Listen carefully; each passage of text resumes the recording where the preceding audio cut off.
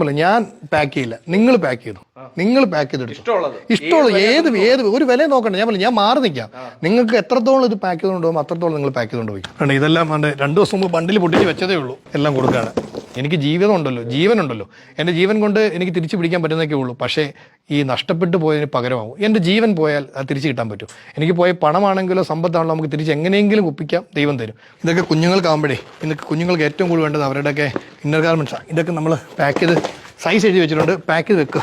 ഇത് കവറിൻ്റെ അതാക്കി പാക്ക് ചെയ്ത് ആക്കണേ കേട്ടോ. താഴെ കൊടുത്ത് പാക്ക് ചെയ്യുക. ഇതൊക്കെ ഉണ്ട് ഇപ്പോഴത്തേക്ക് വേണ്ടി ഓണത്തിന് വേണ്ടി വന്നിങ്ങനെ പുതിയ ബണ്ടിലുള്ളൂ. ഇനി നമുക്ക് എത്ര വെള്ളം ഇഷ്ടമുള്ള നമുക്ക് പൊട്ടിച്ചെടുത്ത് ഇഷ്ടമുള്ള എടുത്തുകൊണ്ട് പോകാം. ഓണത്തിന് വേണ്ടിയുള്ള മുണ്ടുകൾ വരെ നമ്മൾ തയ്യാറാക്കി എല്ലാം കൊടുക്കുക. കാരണം അവർ ഒരു ദിവസമെങ്കിലും അവരോട്, ഞാൻ പറഞ്ഞില്ല, ഒരു ദിവസമെങ്കിലും ആ ക്യാമ്പിൽ പോയി അവരോട് ഒരു ആഹാരം കൂടെ കഴിക്കണമെന്ന് എനിക്ക് ആഗ്രഹം. നാളെ ഇപ്പോൾ നിങ്ങൾ ചിന്തിക്കും ഞാൻ ഇതെല്ലാം കൊടുത്തിട്ട് നാളെ ഞാൻ എന്ത് ചെയ്യും.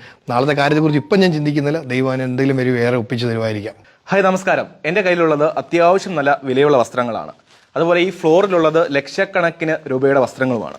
ഇതൊക്കെ നമ്മുടെ വയനാട്ടിൽ ദുരിതം അനുഭവിക്കുന്ന സഹോദരങ്ങൾക്ക് നൽകാനൊരുങ്ങുകയാണ് കൊട്ടാരക്കരയിലെ സ്റ്റൈൽ ആൻഡ് ഫാഷൻ ഉടമ ഷൈൽ.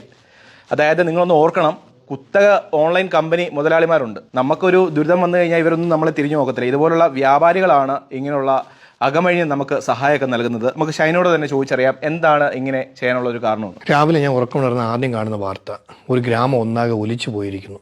എന്നെപ്പോലെ തന്നെ രാത്രിയിൽ ഉറങ്ങാൻ പോയ കുടുംബം നാളെ രാവിലെ എഴുന്നേൽക്കുമ്പോൾ അവർക്ക് വീടില്ല, കുടുംബമില്ല, ഉറ്റവരില്ല. സത്യത്തിൽ ഞാൻ വളരെ ഷോക്കായിപ്പോയി. എന്ത് ചെയ്യണം? നമ്മളും ജീവിതത്തിൽ പല പല കാര്യങ്ങൾ രാത്രിയിൽ പ്ലാൻ ചെയ്ത് കിടന്നുറങ്ങും. നാളെ നമ്മളില്ലെങ്കിൽ, നമ്മളോടൊപ്പം കിടന്നവരില്ലെങ്കിൽ എന്തായിരിക്കും ജീവിതത്തിൻ്റെ അവസ്ഥ? ഞാൻ പറഞ്ഞില്ല, നമ്മളൊരു പ്രതിസന്ധി. ഞാനൊരു വ്യാപാരിയാണ്. വ്യാപാര മേഖല വളരെ പ്രതിസന്ധിയിലാണ്. അപ്പോൾ ഇതെല്ലാം കഴിഞ്ഞിട്ട് നമ്മളൊരു ഓണത്തിന് വേണ്ടി, കാരണം സാധാരണ കേരളത്തിൽ എല്ലാ വ്യാപാരികളും തന്നെ ഓണം എന്ന് പറയുന്ന വ്യാപാരികളുടെ ഒരു ഉത്സവം പോലെയാണ്. അപ്പോൾ ഒരുപാട് പ്ലാൻ ചെയ്ത് ചെയ്യും. ഞാൻ ഓരോ ദിവസവും ഇങ്ങനെ പ്ലാൻ ചെയ്ത് വലിയ വലിയ കാര്യങ്ങൾ ചെയ്യണം എന്ന് പറഞ്ഞ് പർച്ചേസൊക്കെ ചെയ്ത് സ്റ്റാർട്ട് ചെയ്ത് ഒരു ഉദ്ഘാടനം പോലും പ്ലാൻ ചെയ്ത് വെച്ചിരിക്കുന്ന സമയത്താണ് ഞാൻ കണ്ടത്. സത്യത്തിൽ ഒന്നും ചെയ്യേണ്ടതായിപ്പോയി. എന്ത് ചെയ്യാനാണ്? കാരണം നാളെ നമ്മൾക്ക് ജീവനില്ല, നമ്മുടെ കൂടപ്പുറപ്പില്ലെങ്കിൽ അവരുടെ വേദനയും സങ്കടവും കണ്ടപ്പോൾ സത്യത്തിൽ ഞാൻ വളരെ ഷോക്കായിപ്പോയി. അപ്പോൾ എനിക്ക് തോന്നി എങ്ങനെ അവരൊന്ന് സഹായിക്കാൻ പറ്റും. അങ്ങനെയാണ് ഞാൻ ആലോചിച്ചത്. ഈ വസ്ത്രങ്ങളും താഴെ ഞാൻ പറയും ബണ്ടിൽ വന്നുകൊണ്ടിരിക്കുന്നു. ഈ ബണ്ടിൽ ഉൾപ്പെടെ അവർക്ക് കൊടുത്താൽ പുതിയ വസ്ത്രങ്ങൾ ഉൾപ്പെടെ ഞാൻ പറയും, ഞാൻ പുതിയ ഓണത്തിന് വേണ്ടി എല്ലാ വ്യാപാരികളും ഓണത്തിന് നന്നായി പർച്ചേസ് ചെയ്യുന്നത്. ആ പുതിയ താഴത്തെ ബണ്ടിൽ കാണിക്കും, ബണ്ടിലുകൾ ഉൾപ്പെടെ. ഞാൻ ആദ്യമേ പറഞ്ഞത് മൊത്തം എടുത്തുകൊണ്ട് പോട്ടെ എന്നുള്ളതാണ്. അപ്പോൾ എനിക്ക് ഞാൻ പറയാം അത് മൊത്തം എടുത്തുകൊണ്ട് പോയി, നിങ്ങൾ എടുത്തുകൊണ്ട് പോയാലും എനിക്ക് സന്തോഷമുള്ളൂ. കാരണം നമുക്ക് ജീവിതമെങ്കിലും ഉണ്ട്. നാളെ രാവിലെ അവർക്ക് എല്ലാം നഷ്ടപ്പെട്ട് ഒന്നുമില്ലാതെ ക്യാമ്പുകളിൽ കഴിയുന്ന അവർക്ക് ഉറ്റവർ പോയി, ഉടയവർ പോയി, അവർ ജീവിതം മുഴുവൻ സമ്പാദിച്ചുണ്ടാക്കിയതെല്ലാം പോയി. അവരെ സംബന്ധിച്ച് ഇതെങ്കിലും കൊടുത്ത് അവർക്ക് വസ്ത്രം, നമ്മളറിയാലോ, ഒരാളുടെ ബേസിക് നീഡ്സിൽ പെടുന്ന ആഹാരം, വസ്ത്രം, പാർപ്പിടം, അവരുടെ പാർപ്പിടം പോയി, ബാക്കിയെല്ലാം പോയി. അപ്പം നമ്മൾക്ക് എന്നെ കൊണ്ട് പറ്റുന്ന ഇത് മാത്രമേ ഉള്ളൂ. എനിക്ക് വലിയ പൈസ കൊടുത്ത് സഹായിക്കാൻ എന്നെ കൊണ്ട് പറ്റില്ല. എൻ്റെ കയ്യിലുള്ളത് മുഴുവൻ, എൻ്റെ കയ്യിലുള്ളത് എന്താണോ അതെനിക്ക് കൊടുക്കാൻ പറ്റും, അത് മുഴുവൻ അവർക്ക് കൊടുക്കാൻ ഞാൻ തയ്യാറാണ്. അതുകൊണ്ടാണ് നിങ്ങളെ വിളിച്ചത്. നിങ്ങൾ കൂടെ പോരുമെങ്കിൽ എനിക്ക് നേരിട്ട് കണ്ട്, കാരണം ഞാൻ പല വീഡിയോസും കണ്ടപ്പോൾ സത്യത്തിൽ ഇന്നലെ രാത്രി കണ്ടൊരു വീഡിയോ എന്നെ ഞാൻ കരഞ്ഞുപോയി. കാരണം ഒരു പിതാവ് സ്വന്തം മകളെ കാണാനില്ല. ആ പുള്ളി വേറെ സ്ഥലത്തായിരുന്നു, അവരുടെ ഗ്രാൻഡ് പേരൻസിന് കൂടെ തന്നെ അവരുണ്ടായിരുന്നു. ആ കാണുന്നില്ല. ഇനി എങ്ങനെ കണ്ടുപിടിക്കും? അതേ ഷേപ്പിലുണ്ടാവുമോ? അല്ലെങ്കിൽ ഈ കൂട്ടിയിട്ടിരിക്കുന്ന, നമ്മൾ പറയുമല്ലോ, ഞങ്ങൾ ഈ പറയുമ്പോൾ വേദന കൊണ്ട് പറയും, നമ്മൾ ഈ പറഞ്ഞ നമ്മൾ കടയിൽ വെക്കുന്ന മാനിക്യൂൻസൊക്കെ ഒരു ഗോഡൗണിൽ കൂട്ടിയിടുമ്പോൾ അതിന് തപ്പിപ്പിടിച്ച് ചില കണ്ടുപിടിക്കുന്ന പോലെ കൂട്ടിക്കിടക്കുന്ന ജീവനുള്ള അല്ലെ ജീവൻ പോയ സ്വന്തം ഉടപ്പറന്നവരെ കണ്ടുപിടിക്കേണ്ടി വരുന്ന ഒരു പിതാവിൻ്റെ അവസ്ഥ ഓർത്തപ്പോൾ സത്യത്തിൽ കരഞ്ഞുപോയി. അപ്പോൾ അവരെയൊക്കെ എനിക്ക് നേരിൽ കണ്ട് എന്നെക്കൊണ്ട് പറ്റുന്നത് അവരുടെ കയ്യിൽ കൊടുത്ത് എന്നെ എന്താ പറയുക, നമ്മളുടെ ഒരു സ്നേഹം അല്ലെങ്കിൽ അവരുടെ ഒരു ചെറിയ പുഞ്ചിരി അവർക്ക് ഉണ്ടാക്കണമെന്ന് മാത്രമേ ഉള്ളൂ. അതുകൊണ്ട് ഞാൻ നിങ്ങളുടെ ഒപ്പം തന്നെ നിങ്ങളും കൂടെ വരണം. അവർക്ക് നേരിട്ട് അവർക്ക് കൊണ്ട് കൊടുക്കുക എന്നുള്ളതാണ്. എന്നാൽ ഞാൻ പറയാം, നിങ്ങൾ നോക്കി എല്ലാ ബ്രാൻഡ് ഉൾപ്പെടെ എല്ലാ സാധനം ഞാൻ പർച്ചേസ് ചെയ്തുകൊണ്ടിരിക്കുന്നതാണ്, വന്നുകൊണ്ടിരിക്കുന്നു. എൻ്റെ എന്ത് സാധനം ഉണ്ടായാലും നമുക്ക് ഒരുമിച്ച് പോയി കൊണ്ടുപോകാൻ തയ്യാറാണ്. എത്ര വണ്ടിയിലാണ് നമ്മൾ പാക്ക് ചെയ്ത് കൊണ്ട് കൊടുത്തിരിക്കും. അതെൻ്റെ ഒരു സ്നേഹം. വേറെ ഒന്നും കൊണ്ടല്ല. അവർക്ക് നഷ്ടപ്പെട്ടവർക്ക് തിരിച്ചു കൊടുക്കാൻ നമുക്ക് ഒന്നും പറ്റില്ല. അവർ ഉറ്റവരെ നമുക്ക് തിരിച്ചു കൊടുക്കാൻ പറ്റില്ല. അവർക്ക് തിരിച്ച് കൊണ്ടു ചെല്ലുമ്പം അവർക്ക് കിട്ടുന്ന അവരുടെ മനസ്സിലൊരു പുഞ്ചിരി. നമ്മൾ നാളെ ഇപ്പോൾ നിങ്ങൾ ചിന്തിക്കും ഞാൻ ഇതെല്ലാം കൊടുത്തിട്ട് നാളെ ഞാൻ എന്ത് ചെയ്യും. നാളത്തെ കാര്യത്തെക്കുറിച്ച് ഇപ്പം ഞാൻ ചിന്തിക്കുന്നില്ല. ദൈവം എന്തെങ്കിലും ഒരു വേറെ ഒപ്പിച്ച് തരുമായിരിക്കാം. പക്ഷേ ഇപ്പോൾ ഇതാണ് എൻ്റെ മനസ്സിൽ തോന്നുന്നത്. എന്താണ് നോക്കി, ഇതൊക്കെ നമ്മൾ വളരെ പ്രീമിയമായ ഓണത്തിന് വേണ്ടിയൊക്കെ പർച്ചേസ് വെച്ചിരിക്കുന്ന സാധനങ്ങളാണ്.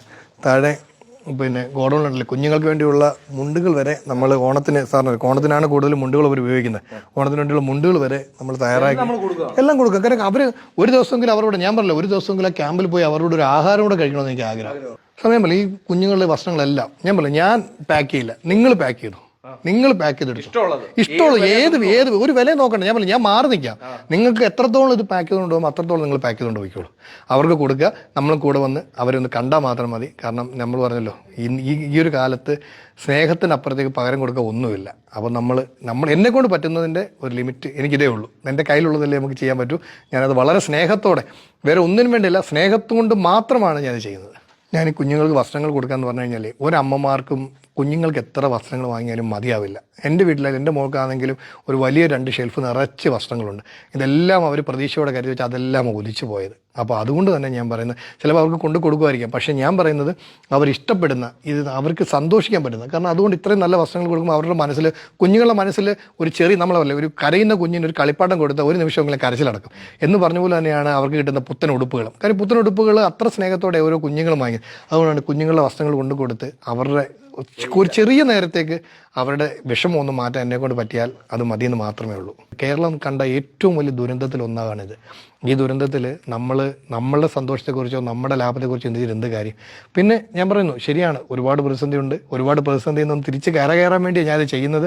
എൻ്റെ സ്റ്റാഫുകൾക്കായപ്പോൾ അറിയാം പല ബുദ്ധിമുട്ട്, ഞാൻ തുറന്നു പറയാൻ പറ്റാത്ത പല ബുദ്ധിമുട്ടുകളും ഞാനിപ്പോൾ അനുഭവിക്കുന്നുണ്ട്. ഈ ബുദ്ധിമുട്ടുകൾക്കിടയിൽ നിന്ന് വേറെ ദൈവം ഒരു വഴിയാണ്. എനിക്ക് ജീവിതമുണ്ടല്ലോ, ജീവനുണ്ടല്ലോ. എൻ്റെ ജീവൻ കൊണ്ട് എനിക്ക് തിരിച്ചു പിടിക്കാൻ പറ്റുന്നതൊക്കെ ഉള്ളൂ. പക്ഷേ ഈ നഷ്ടപ്പെട്ടു പോയതിന് പകരമാകും. എൻ്റെ ജീവൻ പോയാൽ അത് തിരിച്ചു കിട്ടാൻ പറ്റും. എനിക്ക് പോയ പണമാണെങ്കിലോ സമ്പത്താണല്ലോ നമുക്ക് തിരിച്ച് എങ്ങനെയെങ്കിലും ഒപ്പിക്കാം, ദൈവം തരും. പക്ഷേ ഈ തിരികെ പോകുന്ന ജീവനാണെങ്കിലോ